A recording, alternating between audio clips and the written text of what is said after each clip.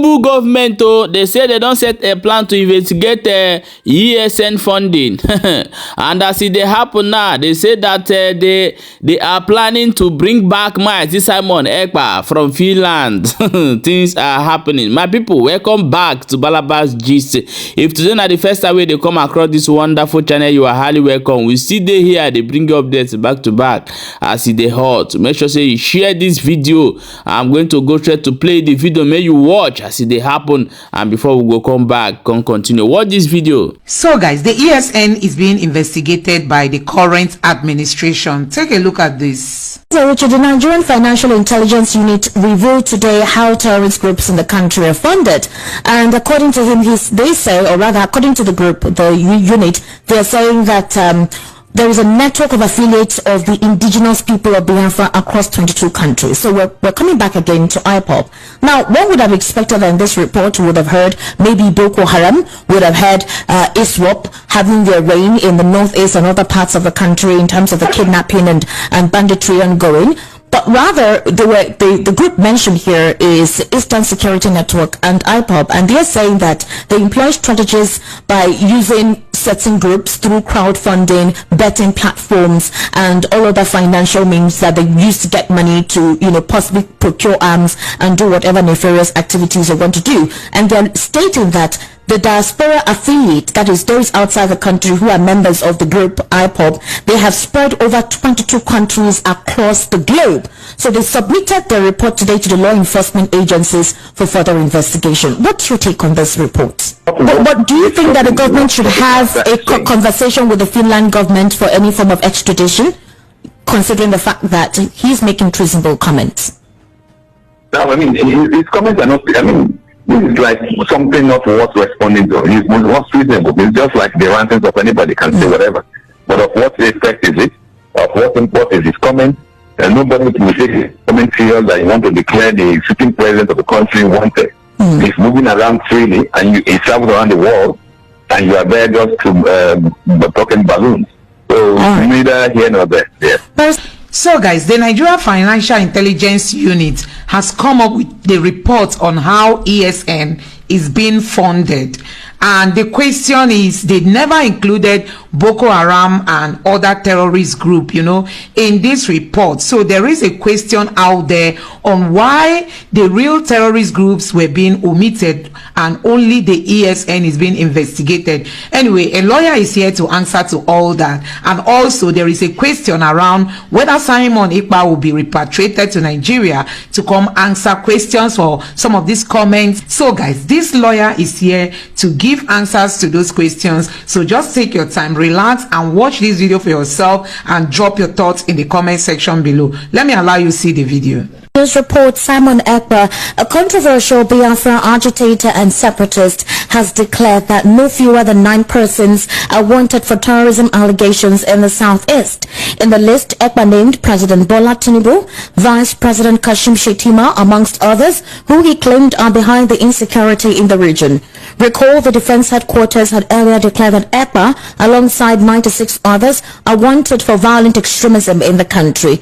Reacting, Ekpa, in a press release on his verified handle on Sunday, said the inclusion of his name in the terror list released by DHQ is dead on arrival. He therefore promised to release more detailed names of the sponsors of terrorism in Biafra land and their accomplices in earnest. According to Simon Ekpa, he wrote, "The Biafran government will not challenge the declaration of the Prime Minister, Simon Ekpa, wanted by the Nigerian headquarters in Nigeria's court. The declaration, according to Ekpa, wanted by the Nigerian army, is dead on arrival." Simon Ekpa linked the Moscow attack in Russia to the federal government as well as ISIS.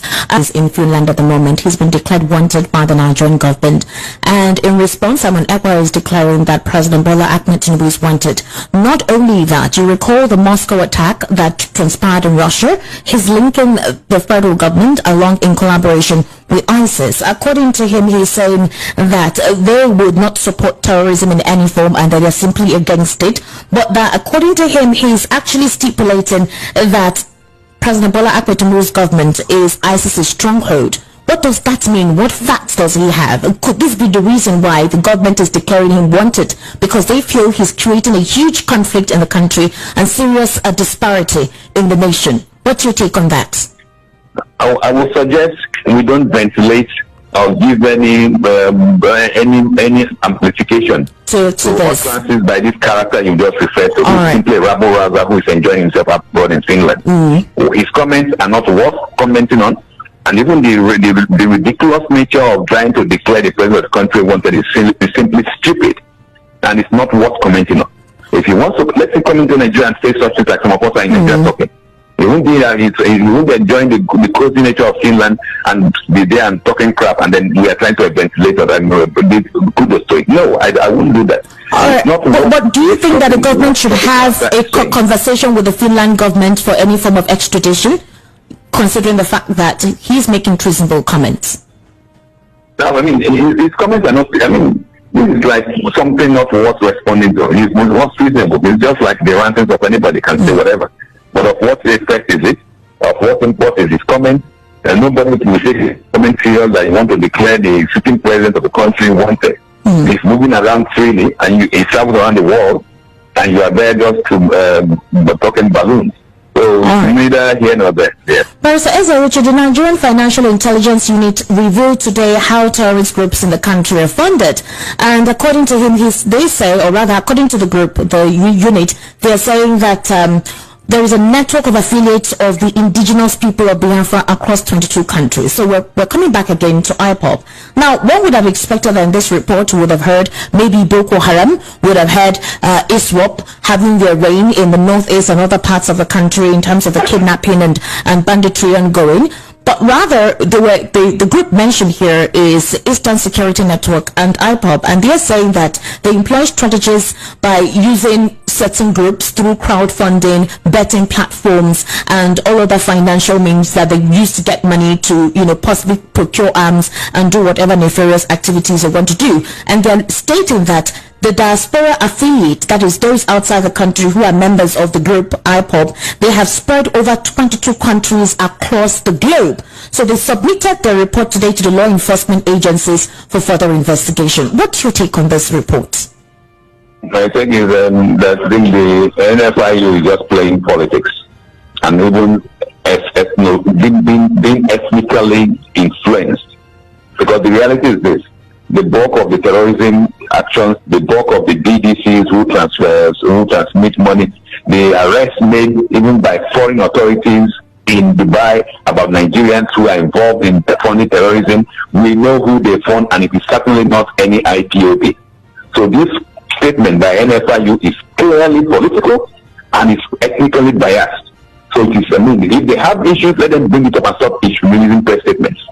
It's disgraceful that an authority that has the powers to prosecute, arrest, and do whatever is just sitting down somewhere making ethnically biased comments against a group which most people know is more of a spiritual issue.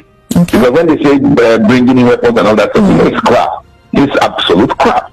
So let them go and get the people who fund Boko Haram. Let them go and get those who form all these kidnappings, and stop disturbing Nigeria with press statements about non-existent threats which they attribute to IPOB. But the thing is this. So guys, before I allow you continue with this video, I just want to say that this government is also trying to make some of the mistakes that the past administration made. We all saw, how Buhari was just like protecting some of the mistakes of the northerners and going after other tribes. We saw how many people died in places like Imo State. Young people. In the name of the military, men were looking for the ESN people. At the end of the day, there was a time the mortuary in Imo State was, would I say, overflowed with dead bodies that were unclaimed Nigerians, and I don't know if this mistake will just keep continuing all the time. Now it is IPOB that is being looked into, and not even the bandits who are coming into Nigeria. They will come into a community and take more than 200 persons, and nobody is talking. So I think this is a very big distraction on the part of the government. I just want to say that honestly, it is time for us to start pursuing the real substance and not the shadow. It's not as if I'm trying to cover any group, but let things be done without any tribal tribal or religious sentiment being attached to it. I think that's just my take. So let me allow you continue with this video. One would have expected that there would have been a more comprehensive and in-depth report submitted to the federal government today. We know that there are more than one terrorist groups in the country. Aside from IPOB has been declared as a terrorist group, you have ISWAP and Boko Haram.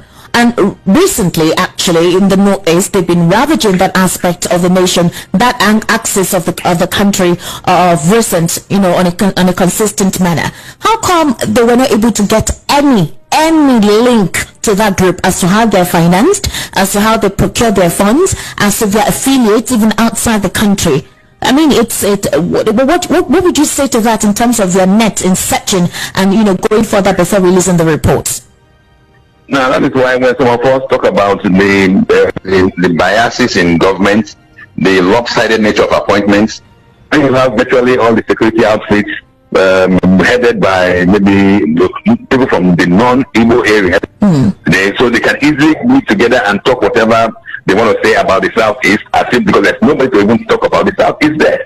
Nobody's talking about how Ghanaian Adams is funding himself, or how the Odua People's Liberation Army is funding, or nobody's even talking about Boko Haram Fulani headsmen, where they get all their AK-47. And somebody's there, NFI is talking about IPOB. Those in the East know that the IPOB is more, like I said, more of a spiritual regeneration of effort at liberation. And somebody's saying that they are funding the... So like I said, this is an unfortunate statement from a group that should be a serious outfit, which you come up with. If you have facts, prosecute, and don't just sit down and release press releases. Because they are ethnically biased. No, it was not a press release. It was a report that was released to the federal government, which the press was able to have a hand on. Now, Barrister SLH today, Sheikh Gumi, as you do know him, he's a sheikh, and he's been one that has been calling to be a mediator. You recall before the 137 students were released, he was asking to mediate for the federal government to negotiate the release of those children. And that was when the president said that he was not going to negotiate with terrorists, and he would never allow his government to negotiate with terrorists. Well, he has been invited for questioning today by the federal government. Now, some critics say that this is all protocol. That the federal government have always known that Gumi has close affiliations with these terrorist groups. And how come all this while the government did not apprehend him or invite him for questioning? But you know that when Gumi made that statement, Nigerians called him out and said, what power, what authority does Gumi have, and why is the federal government afraid of him? So do you think they inviting Gumi for questioning today is just for protocol purposes? It is for protocol purposes, because the reality is this: if you have facts, if you have evidence, arrest the man and prosecute him. Okay. Not just invite him to make statements on what. He will still say the same thing when he comes out. And what are the crimes he has committed when he calls for negotiation with terrorists? I mean, if you know the crime, you charge him for it. So the government, unfortunately, continues to do the same kind of procedures that the Buhari regime has been doing. So much motion but no movement. What has inviting Gumi got to do with anything? The issue, like for instance, you now announce that you have secured the release of the over 200 students. No, 137. Forgetting that when these students were being arrested, were being kidnapped, some were killed. So serious offenses were committed. So yes, the issue of Gumi being invited, they can invite anybody, but for goodness sake, if you have evidence against somebody, don't waste anybody's time. Prosecute him, bring him before the court, let the court adjudicate, and don't rely more on press statement. But invited him for questioning is under the process of investigating. Because I recall Gumi just 2 days ago asked why the federal government would mention his ally, whose case is in court, as part of those on the terrorist list wanted. One of the persons who negotiated or who was able to channel money from his account to the Kaduna train terrorist abduction that took place 2 years ago, early last year. And, Gumi was saying that the case is in court, and why the federal government had to mention that man's name as those who were on the watch list to be watched out for as terrorists. Do you think that it was that call that made the federal government invite him for questioning? Well, I don't know what were their reasons. They may have their reasons, but the reality is, like people saying, yes, you invite for questioning, but after that, what next? People get tired of all these circumlocutors' invitations. We need real action. Because this wouldn't be the first time he's been invited, and he still releases him, and he makes more daring statements, and nothing happens. So these people have made statements that others from other ethnic groups would have been arrested or even shot, and they get away with it as if they have immunity. That being a sheikh does not accord Mr. Gumi any immunity. If he commits a crime, you pick him up. But it's not just Mr. Gumi. You see governors, you see emirs hobnobbing with persons declared as wanted terrorists. So let us forget the issue of Gumi. One of those who are meeting with them, governors who say they're going to dialogue with terrorists, and you see these terrorists brandishing all kinds of weapons. Is ownership of machine guns allowed for individuals in Nigeria? But you see governors with their security paraphernalia going into dens to meet with terrorists, and nobody gets arrested. And I thought of inviting Gumi for questioning. Well, Islamic cleric Ahmed Gumi has been invited for questioning over his comments on the activities of bandits in the country. The Minister of Information and Orientation, Muhammad Idris, stated this while addressing journalists at the State House in Abuja today. We'll bring you more details as events unfold with the questioning of Sheikh Gumi with the federal government. Elsewhere, the federal government has distanced itself from reports making rounds that ransom was paid to secure the release of 137 school children abducted from the Kuriga community, Chiku local government area in Kaduna State. The Minister of Information and National Orientation, Muhammad Idris, disclosed the State House correspondence in Abuja on Wednesday. According to Idris, the federal government had vowed not to pay ransom to secure the release of the abducted victims. The minister commended the National Security Advisor and service chiefs for the role they played in securing the release of the school children. He said President Bola Tinubu has asked security agencies to intensify efforts to stop the menace of kidnapping across the country. In a related development, the Bola Tinubu-led federal government has confirmed the escape of Binance's executive Nadeem Anjarwalla from its custody. The head of strategic communication in the office of the National Security Advisor, Zachary Mijinyawa, made this known in a statement today. Mijinyawa confirmed that Anjarwalla, the Binance regional manager for Africa, fled from UNSA custody in Abuja with the help of government officials. He said the personnel responsible for the custody of the suspect have been arrested, and a thorough investigation to unravel the circumstances that led to his escape is ongoing.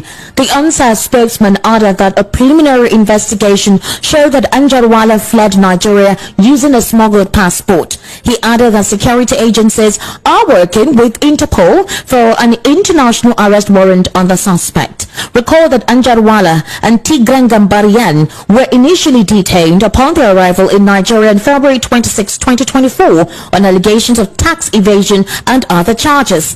Following Binance's non-compliance with the court order demanding data on Nigerian traders, the duo's detention was extended to prevent evidence tampering.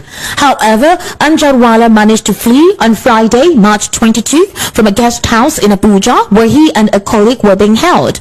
According to Premium Times, the escape occurred when guards allowed the Binance executive to visit a nearby mosque for Ramadan prayers. The dual British-Kenyan citizen is believed to have left Abuja aboard a Middle Eastern airline, which raised questions about his departure despite Nigerian authorities holding his British passport. Now, the Nigerian Financial Intelligence Unit today revealed how terrorist groups in the country are funded. VOP News understands that NFRU in a newsletter disclosed that terrorist groups receive funds through crowdfunding, online transactions, and betting platforms. The Financial Intelligence Unit said it had intensified a network of affiliates of the indigenous people of Biafra, IPOB, across 22 countries through a report it received. These groups, according to the NFRU, have been involved in various forms of illicit financing to fund their operations, including attacks, recruitment, and procurement of weapons. The report reveals, and I read, the strategies employed by terrorist groups to generate and move funds within Nigeria's financial landscape include crowdfunding, the use of online platforms, and the use of betting platforms, amongst others. The diaspora affiliates of the IPOB group have spread over 22 countries across the globe. The NFRU disclosed it had forwarded the report to law enforcement agencies for further investigation. Last week, the federal government released a list of 15 entities, including 9 individuals and 6 bureau de change operators and firms suspected to be involved in terrorism financing in the country, specifically with the situation of the Binance executive that escaped from the clutches of the federal government. It's actually quite astounding that the federal government eventually disclosed that the Binance executive who escaped with the help of the Nigerian government officials. And one would wonder, with the magnanimity of the issue that Binance had been with the federal government and the ongoing investigation, how it was so easy for this individual to escape. Now, the federal government has his British passport, but this man was able to escape with a different passport, being enabled by a Nigerian government official who was meant to look after him. He actually left the custody by saying he was going to the mosque for prayers. Barrister Ezra, can you help me comprehend or explain what this means?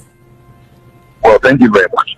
I wonder why Nigerians are surprised that we do not have security in this country, that we have people who pride themselves as security agencies, and in reality there is nothing and absolutely no intelligence associated with them.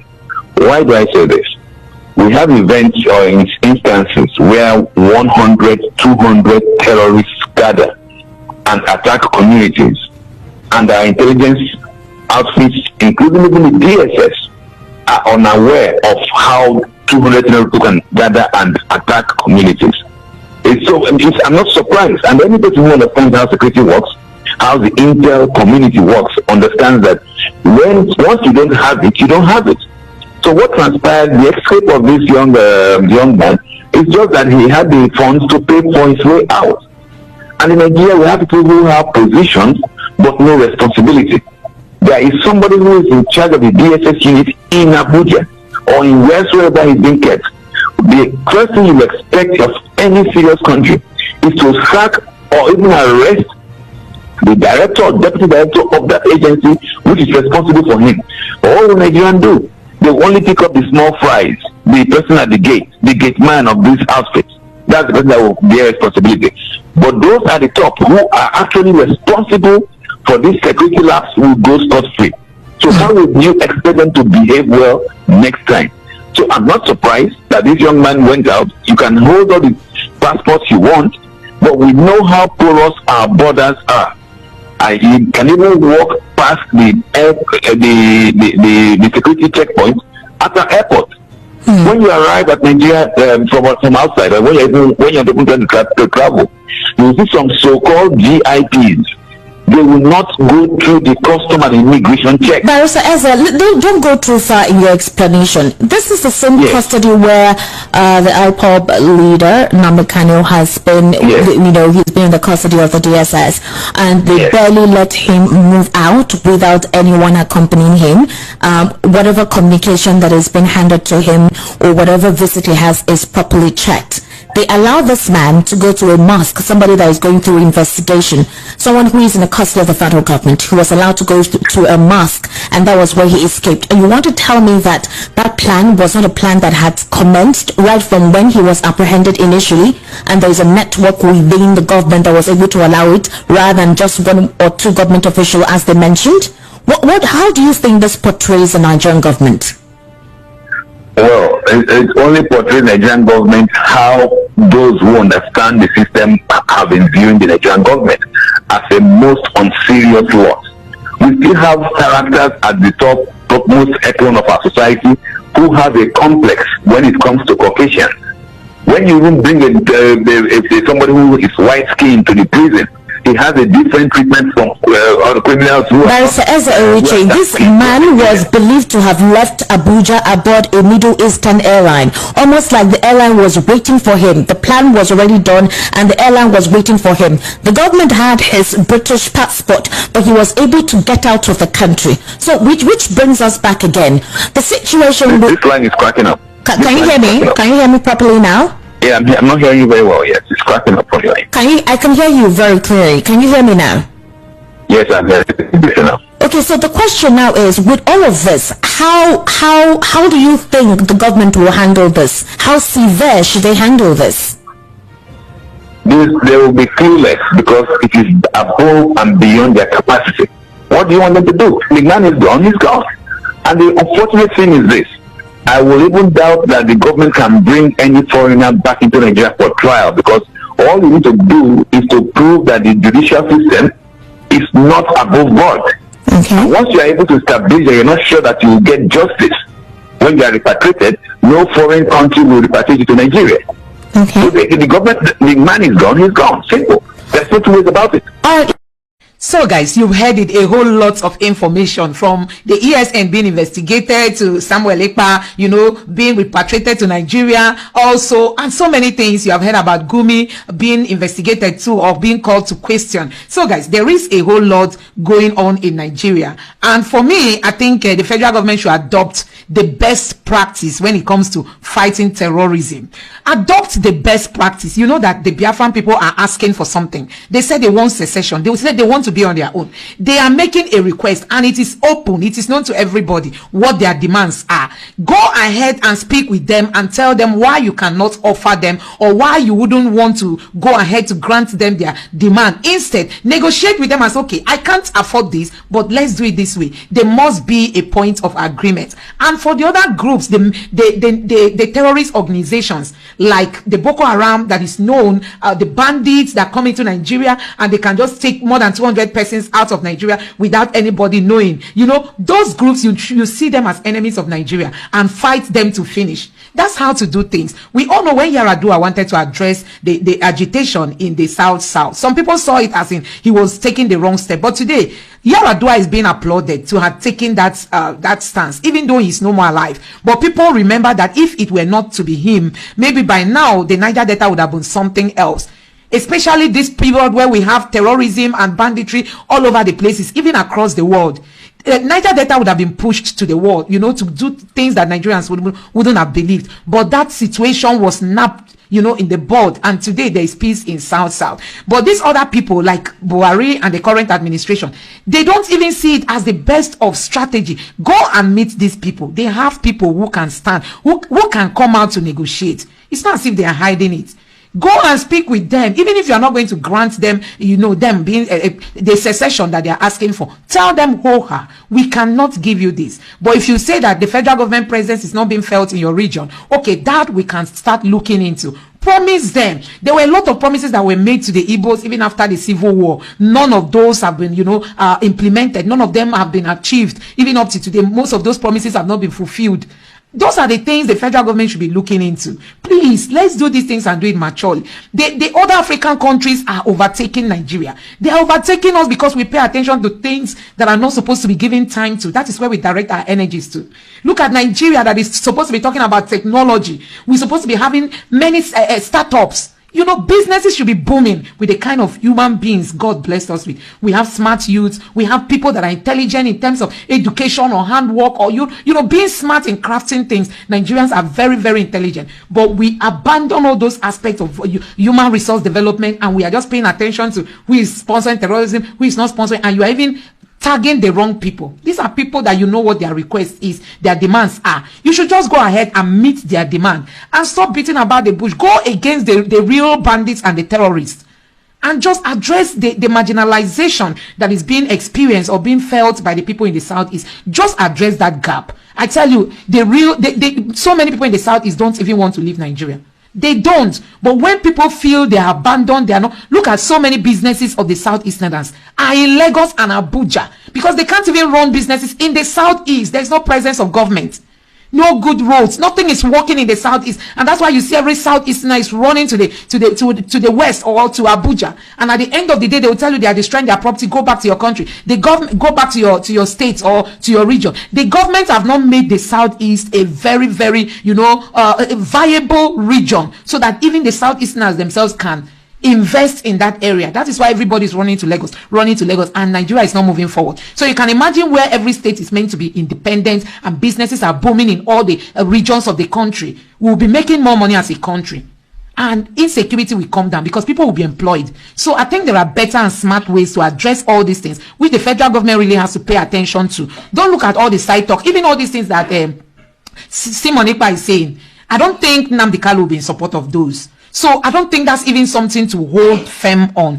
Don't listen to those things. Be focused. Tinubu's government should be very focused and be straightforward in fighting insecurity. Don't look at sentiments. Don't look at religion. Don't look at region. Don't look at tribe. Don't look at anything. Just be neutral and work as somebody who wants to see Nigeria progress. I think that's just my own take. Let me know what you think about this in the comment section below. Please don't forget to subscribe to the channel. Turn on the notification bell. Please give this video a like so that YouTube can recommend it to others, and drop your thoughts in the comment section below. Thank you. My people, share this video and drop your own opinion for inside comment section. I want all Biafrans to gather here and send these people a message they need to understand. Share this video.